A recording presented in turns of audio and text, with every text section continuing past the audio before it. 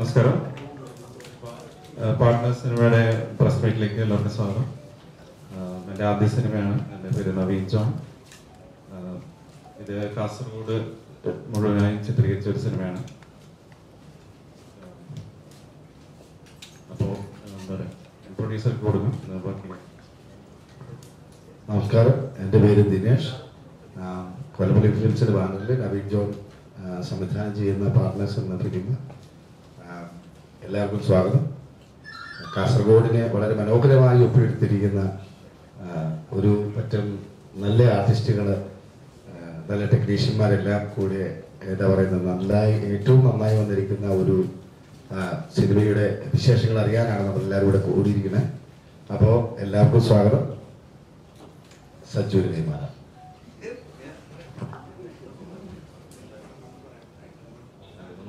Partners എന്ന cinema നമ്മൾ 28-ാം തീയതി റിലീസാവാണ്. നവീൻ നേരത്തെ പറഞ്ഞ പ്രൊഡ്യൂസർക്ക് കൈമാറാമെന്ന് പറഞ്ഞു.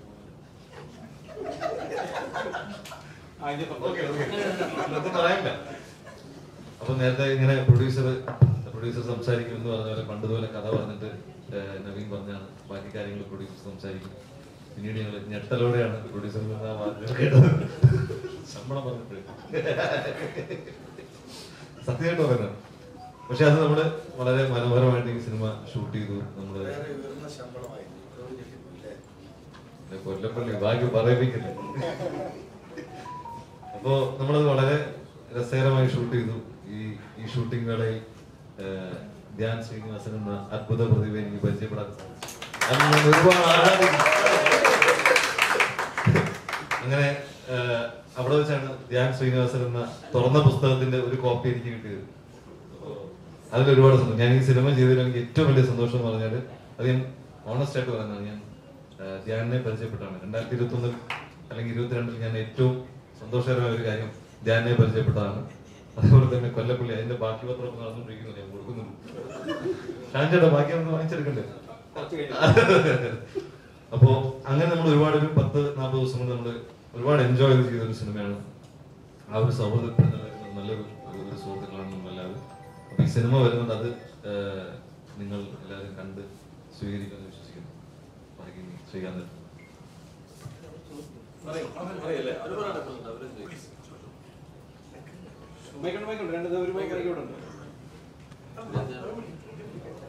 ചോദിച്ചോ?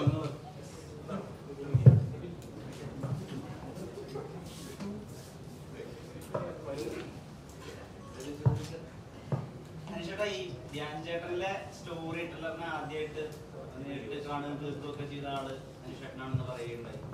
അപ്പൊ അതിലൂടെ എന്തൊക്കെയാ മനസ്സിലാക്കിയത്? കഥ പറച്ചിലാണോ അതോ കഥകളുടെ പുതുമയാണോ? വളരെ ജെനുവിനാന്ന് തോന്നി. ഇപ്പൊ ഞാനും സഞ്ജു ഒക്കെ പാർട്ട്നേഴ്സ് എന്നുള്ള സിനിമ ഷൂട്ടിൽ ലൊക്കേഷനിൽ വെച്ചിട്ടാണ്. പക്ഷെ നമുക്ക് എത്രയോ വർഷങ്ങൾ പരിചയമുള്ള ഒരാളെ പോലെ ഇപ്പൊ നമ്മളെന്തോ ചെറുപ്പത്തിലെ കൂട്ടുകാരാണെന്നുള്ള രീതിയിലായിരുന്നു ഞങ്ങൾക്ക് പെരുമാറി. ഒരു സ്റ്റാർ പരിപാടികളൊന്നും ഉണ്ടായിരുന്നില്ല. വന്നു കണ്ടു കീഴടക്കി എന്ന് പറയുന്ന പോലെയായിരുന്നു. പിന്നെ കുറെ കഥകൾ പറഞ്ഞ് ആ കഥകളാണ് പിന്നീട് ഞങ്ങൾ ഇന്റർവ്യൂവിൽ കാണുന്നത്. അപ്പൊ അതിൽ വളരെ സത്യസന്ധതയുണ്ട്. അപ്പൊ ഇപ്പം പറഞ്ഞ പോലെ തന്നെ എനിക്കും ആ വർഷം എനിക്ക് ഏറ്റവും വലിയ പ്രിയപ്പെട്ടതായി ഞാൻ കാണുന്ന ഇപ്പോഴും കൊണ്ടുനടക്കുന്ന നല്ല സൗഹൃദമാണ് ധ്യാന്റെ. അതെ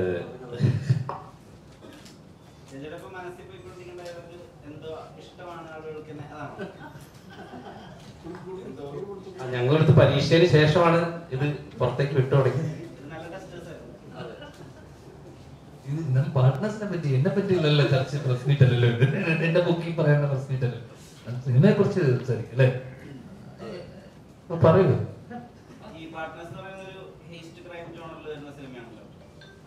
ആണോ? ഇത്രയും നീ ഡീകോഡ് ചെയ്ത് അല്ലേ?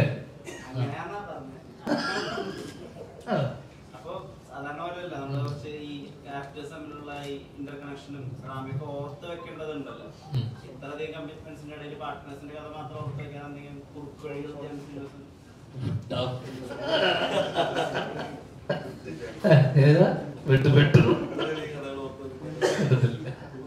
അത്രയധികം കഥകളൊന്നും ഓർത്ത് വെച്ചിട്ടില്ല. നല്ല പ്രശ്നം വരുള്ളൂ. അല്ല ഇത് കൂടുതൽ പറയാൻ ഞാൻ എന്തൊക്കെ പറയാന്ന് എന്നോട് ചോദിച്ചിരുന്നു. അപ്പൊ എന്നോടൊന്നും പറയരുതെന്നാ പറഞ്ഞത്. അപ്പൊ പിന്നെ അല്ല, ഈ ആ ട്രെയിലറിൽ നിന്ന് മനസ്സിലാക്കി എടുക്കാൻ പറ്റുന്ന സാധനങ്ങളൊക്കെ തന്നെയാണ്. ഹെയ്സ്റ്റാണ്, ചെറിയൊരു ക്രൈം ത്രില്ലർ അല്ല, മേർഡർ മിസ്റ്ററി അങ്ങനത്തെ പരിപാടിയൊന്നുമില്ല. ഈ പറഞ്ഞ പോലെ ഒരു മൾട്ടി ലെയർഡാ. പറഞ്ഞ പോലെ എന്താ പറയണ്ടേ, എന്ത് പറയല്ലേ, ഭയങ്കര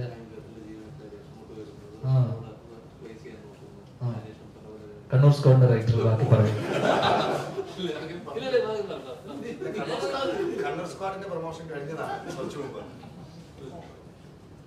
എനിക്ക് നവീൻ ചേട്ടൻ പറയും. ഇത് ഒരു ഗ്രാമത്തില് ബാങ്കില് ജോലിക്ക് എത്തുന്ന 5 പേരുടെ കഥയാണ്. അവര് ആ ഗ്രാമത്തിലെത്തുകയും ഒരു ക്രൈമിൽ പെട്ടുപോവുകയും അതിൽ നിന്ന് അവരെങ്ങനെ രക്ഷപ്പെടുകയോ ആണോ അല്ല എന്താണ് ചെയ്യുന്നത് എന്നുള്ളതാണ് ഈ സിനിമയുടെ മൊത്തത്തിലൊരു കഥ. പക്ഷെ ഇത് കഥ പറയുന്നത് നോൺ ലീനിയർ പാറ്റേണിലാണ്. അത് ഒരു കേസ് അന്വേഷിക്കുന്ന ഒരു ഉദ്യോഗസ്ഥൻ, ഷാജൻ ചേട്ടനാണ് ഒരു ഫൈനാൻഷ്യൽ ക്രൈം ഡിവിഷനിലെ ഒരു ഉദ്യോഗസ്ഥനായ ഷാജൻ ചേട്ടന്റെ ക്യാരക്ടർ ഈ കേസ് അന്വേഷിക്കുന്നതും അത് കുറേശ്ശായി ഇതിന്റെ കഥ വരുന്നത്. ഒരു സീറ്റഡ് ത്രില്ലർ എന്ന് പറയാൻ പറ്റില്ല. പക്ഷെ നിങ്ങൾ മലയാളത്തിൽ അങ്ങനെ ഈ തരത്തിലുള്ളൊരു ജോണർ വന്നിട്ടില്ല. ഇത് ഹൈസ്റ്റ് ത്രില്ലർ ആണോ എന്ന് ചോദിച്ചാൽ അങ്ങനെ പറയാൻ പറ്റില്ല. പക്ഷെ ഒരു എന്താ പറയാ, ഈ തരത്തിൽ ഒരു ത്രില്ലർ സിനിമകളും ഇപ്പൊ നിങ്ങൾ മണി ഹേസ്റ്റ് അങ്ങനെയുള്ള കുറെ സിനിമകൾ ഇപ്പൊ നെറ്റ്ഫ്ലിക്സിലൊക്കെ വരുന്ന പോലത്തുള്ള സിനിമകളൊക്കെ ഇഷ്ടപ്പെട്ട ആൾക്കാർക്ക് അതിന്റെ അതുപോലത്തെ ഒരു ജോണർ സിനിമയാണെന്ന് പറയാം.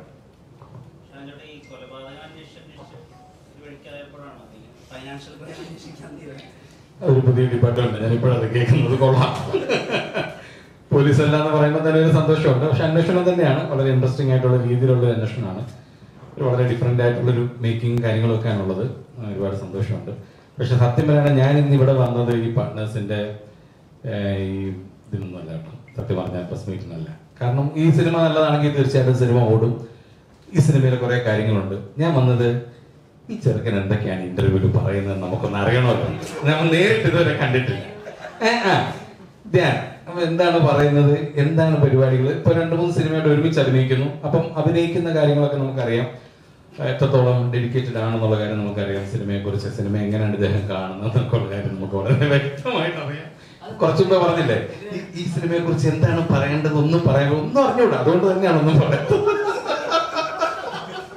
അപ്പോ ഇവിടെ എന്താണ് ധ്യാന, എങ്ങനെയാണ് ഒരു ഇന്റർവ്യൂവിൽ എങ്ങനെയാണ് ധ്യാനിന്റെ ബിഹേവിയർ നിങ്ങൾ ചോദിച്ചിട്ട് എങ്ങനെയാണ് തിരിച്ചു പറയുന്നത്. അപ്പൊ അങ്ങനെ ധ്യാന്റെ ഒപ്പം ഇരുന്ന് ധ്യാന്റെ തമാശകളെ കുറച്ച് എന്താണ്, ഞാനൊരു 25 വർഷമായി സിനിമയിൽ വന്നിട്ട് നമ്മൾ ചില ആളുകള് പെട്ടെന്ന് നമ്മുടെ ഉള്ളിലേക്ക് കയറും. അതൊരു പക്ഷേ നമ്മൾ പ്രതീക്ഷിക്കാതായിരിക്കും അത് കയറുന്നത്. അത് അങ്ങനത്തെ ഒരാളാണ് ധ്യാൻ. ധ്യാന്റെ കൂടെ ആദ്യത്തെ ഒരു ദിവസം അഭിനയിച്ചു കഴിഞ്ഞപ്പോൾ തന്നെ എനിക്ക് ഒന്നും അങ്ങോട്ട് പറയേണ്ടി വന്നില്ല. കുറേ കഥകളും കാര്യങ്ങളും എല്ലാം പറഞ്ഞ് പെട്ടെന്ന് ഒരാളുടെ മനസ്സ് കീഴടക്കാനുള്ള എന്തോ ഒന്ന് ധ്യാനിലുണ്ട്. അതാണ് മലയാളികൾ ഈ ചെറുപ്പക്കാരനെ നെഞ്ചിലോട്ട് ഏറ്റെടുത്തിട്ടുള്ളത്. അതിനകത്ത് യാതൊരു സംശയമില്ല. അപ്പൊ എന്തായാലും ധ്യാൻ ഒരു സിനിമ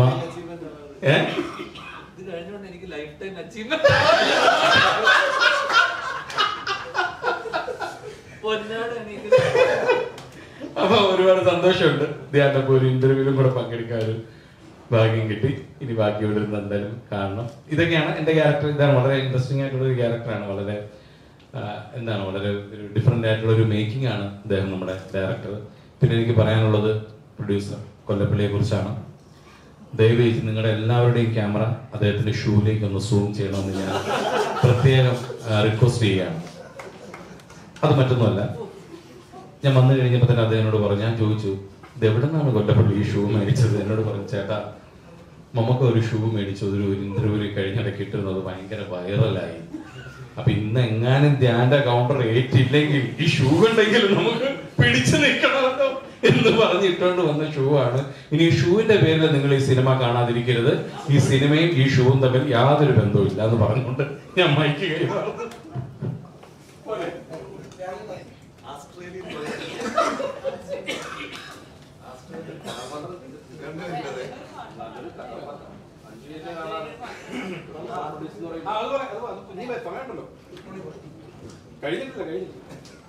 ബാങ്ക് ജീവനക്കാരിൽ ഒരു കഥാപാത്രം പുള്ളിയാണ്. പുള്ളിയുടെ കഥാപാത്രത്തിന്റെ പേര് ചാക്കോ.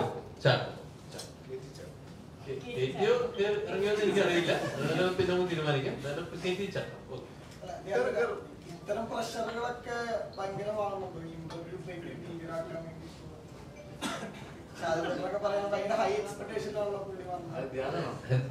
സിനിമയെ കുറിച്ചല്ലോ പറഞ്ഞത്, ഇന്റർവ്യൂവിനെ കുറിച്ച് പറയുമ്പോ എനിക്ക് പ്രഷർ ഉണ്ട്. സത്യം സിനിമ റിലീസിനെ കുറിച്ച് ആ പ്രഷർ ഇല്ല. ഇന്ന് എനിക്ക് ഭയങ്കര പ്രഷർ ഉണ്ട്.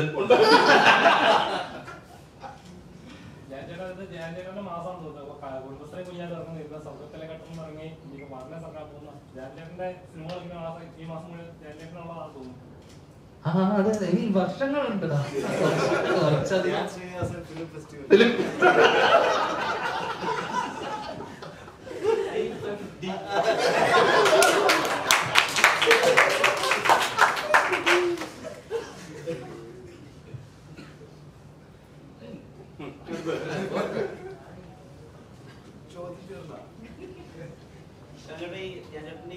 സിദ്ധമായിട്ട് സംസാരത്തില് ഉപയോഗിക്കുന്ന ഈ കൗണ്ടറുകളൊക്കെ ഉണ്ടല്ലോ, അതൊക്കെ എപ്പോഴെങ്കിലും ഈ തിരിച്ച് കൗണ്ടറുകളിലേക്കൊക്കെ പോയാൽ ഉപയോഗിക്കാൻ പറ്റാവുന്ന ഒരുപാടുണ്ട്. ധ്യാന്റെ 1-2 കാര്യം പറഞ്ഞപ്പോ തന്നെ ഞാൻ പറഞ്ഞു, ധ്യാൻ ഇതിനകത്തൊക്കെ എത്ര സിനിമകളുണ്ടെന്ന് അറിയാമോ എന്നോട് ഞാൻ ചോദിച്ചു. ധ്യാൻ പറയുന്ന ഒരു കഥയിൽ നമുക്കൊരു 3 സിനിമയ്ക്കുള്ള പ്ലോട്ടുകൾ ഉണ്ടാവും. ഞാൻ പറഞ്ഞു, ഞാൻ ഇതിനകത്ത് എത്ര സിനിമകളുണ്ടല്ലോ അറിയാൻ പറ്റില്ല. ഇതെല്ലാം കൂടെ ഞാൻ സെറ്റ് ചെയ്ത് വെച്ചിരിക്കുകയാണ്. എൻ്റെ ഇതിൽ കുറെ പരിപാടികൾ സെറ്റ് ചെയ്ത് വെച്ചിരിക്കുകയാണ്. വളരെ ഇൻട്രസ്റ്റ്. ധ്യാന്റെ കഥ കേട്ടാൽ തന്നെ കുറേ സിനിമകൾക്കുള്ള പരിപാടികൾ അതിനകത്തുണ്ട്. അത് ധ്യാൻ അറിഞ്ഞുകൊണ്ടൊന്നും ചെയ്തിട്ടുള്ള കാര്യങ്ങളൊന്നുമല്ല, അത് സംഭവിച്ചു പോകുന്ന കാര്യങ്ങളാണ്. പക്ഷെ അതെല്ലാം നമ്മൾ പിന്നീട് ആലോചിക്കുമ്പം നമുക്കത് ഒരുപാട് തമാശ ഫീൽ ചെയ്യും. അത് അതിൻ്റെതായ രീതിയിൽ അത് നമ്മളോട് ഒരാളൊരു സ്വന്തം ജീവിതത്തിലെ കാര്യങ്ങൾ നമ്മളോട് ഷെയർ ചെയ്യുമ്പം അദ്ദേഹത്തിന് അത്ര ഉറപ്പുണ്ടാവും നമ്മളത് എൻജോയ് ചെയ്യുന്നുള്ളത്. അപ്പൊ അദ്ദേഹം അന്ന് കാണിച്ചതൊക്കെ തെറ്റാണെന്ന് അദ്ദേഹം തന്നെ, അത് നമ്മൾ ചിരിയോടുകൂടിയാണ്. പക്ഷെ അപ്പോഴും നമുക്ക് അദ്ദേഹത്തിനോടൊരു ദേഷ്യമോ ഒന്നും തോന്നില്ല. അപ്പൊ അങ്ങനെ കുറേ കഥകളുണ്ട്. തീർച്ചയായിട്ടും എവിടെയെങ്കിലുമൊക്കെ ഉപയോഗിക്കാൻ പറ്റുന്ന ഒരുപാട് കാര്യങ്ങളുണ്ട്. പക്ഷെ ഞാനത് ഉപയോഗിക്കുന്നതിന് മുമ്പ് ധ്യാൻ തന്നെ അത് ഉപയോഗിക്കും. കുറെ കാര്യങ്ങൾ എഴുതി വെച്ചിട്ടുള്ള ഒരാളാണ് ധ്യാൻ, നമുക്കറിയാം. ഈ അയ്യരൻ ദുബായ് എന്ന് പറയുന്ന മൂവിയുടെ പ്രൊമോഷന് മുകേഷ് ഏട്ടൻ പറയണ്ടായി, ലൊക്കേഷനിൽ ധ്യാൻ പല കഥകളും പറയും. അപ്പൊ മുകേഷ് ഏട്ടൻ ഓർക്കും, ചേട്ടാ ഇവന്റെ അച്ഛന്റെ കൂട്ടുകാരനല്ലേ, എന്നോട് ഇതൊക്കെ പറയാൻ കൊള്ളാവോ എന്ന് ഓർക്കുന്നു പറയും. അപ്പൊ അതുപോലത്തെ രസകരമായിട്ടുള്ള എന്തെങ്കിലും കഥകൾ വേറെ ടൈപ്പ് കഥകളാണ്. പറയാൻ പറ്റില്ല, അതാണ്. അത്തരം കഥകളും ഞങ്ങൾക്കിടയിൽ ചർച്ച ചെയ്തിട്ടുണ്ട്. പക്ഷെ ഞങ്ങൾ അല്ലെ ചർച്ച ചെയ്തിട്ടുണ്ട്. അതൊക്കെ വേറെ ടൈപ്പ് സിനിമയായിട്ട് ഇറക്കുന്നതായിരിക്കും. ഈ പാർട്ട്നേഴ്സ് എന്നുള്ളൊരു പേരും ഇപ്പൊ താങ്കൾ തന്നെ പറയണ്ടായി, കുറച്ച് 3-4 പേര് പല സാഹചര്യങ്ങളിൽ ബാങ്കിൽ ജോലിക്ക് വരുന്നു. അപ്പൊ ഇത് ബോധപൂർവമായി പ്രേക്ഷകനെ തെറ്റിദ്ധരിപ്പിക്കാൻ, ഇവരെല്ലാവരും ഗ്യാങ് ആയിരിക്കും, തെറ്റിദ്ധരിപ്പിക്കാൻ വേണ്ടിയിട്ടൊരു പേരാണോ? നമ്മൾ പ്രതീക്ഷിക്കാത്ത പല ടെസ്റ്റുകളും ഒളിപ്പിച്ചു വെച്ചൊരു സിനിമയായിരിക്കും പാർട്ട്നേഴ്സ്. കാരണം എന്ന് പറയുന്നത് ഒൺലി ഇൻ ക്രൈം എന്ന് പറയുന്നത് അവരൊരു പാർട്ട്നേഴ്സ് ആവാൻ കാരണം ഒരു ക്രൈമാണ്. അവര് ജീവിതത്തിലെ മുൻപ് പരിചയമില്ലാത്ത ജീവിതത്തിന്റെ പല സ്ഥലങ്ങളിൽ നിന്നും വന്ന ആളുകൾ ഒരു ക്രൈമിന്റെ പേരിൽ ഒരുമിച്ചാവുകയും പിന്നീട് അവരെ ഒരുമിച്ച് പിന്നീടുള്ള ജീവിതം ആവുന്നതുകൊണ്ടാണ് അങ്ങനെ ഒരു പേരിട്ടത്.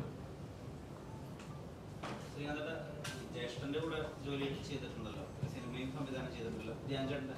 അപ്പൊ ഇവരെ ഒരുമിച്ച് ഈ സിനിമയിൽ അപ്പൊ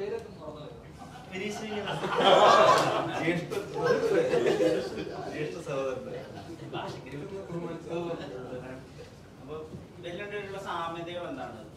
രണ്ടുപേരും ഒരാൾ പറയുന്നത് കഥകളിൽ കുറെ നന്മയുണ്ട്, രണ്ടാമത്തെ ആൾ പറയുന്നതിൽ ഒരു ഹാസ്യമുണ്ട്. അപ്പൊ ക്യാരക്ടറിലുള്ള സാമ്യതകളും വ്യത്യാസങ്ങളൊക്കെ എന്താണ് നിങ്ങൾക്ക് തോന്നുന്നു? ഞാൻ ധ്യാനിന്റെ ഒപ്പം ഇത് 3ാമത്തെ സിനിമയാണ്. ഈ 3 സിനിമകളിൽ ഞങ്ങൾക്ക് കുറെ ഏറെ സമയം സംസാരിക്കാനായിട്ട് കിട്ടി. അപ്പോൾ ഇപ്പോൾ ഷാജുൻ പറഞ്ഞതും സഞ്ജു പറഞ്ഞതും പോലെ തന്നെ ഞങ്ങൾ ഈ ജീവിതാനുഭവ കഥകൾ കൂടാതെ പല ധ്യാനിന്റെ മനസ്സിലുള്ള പ്ലാനുള്ള പല സ്ക്രിപ്റ്റുകൾ ഞങ്ങൾക്കുണ്ട്. അപ്പോൾ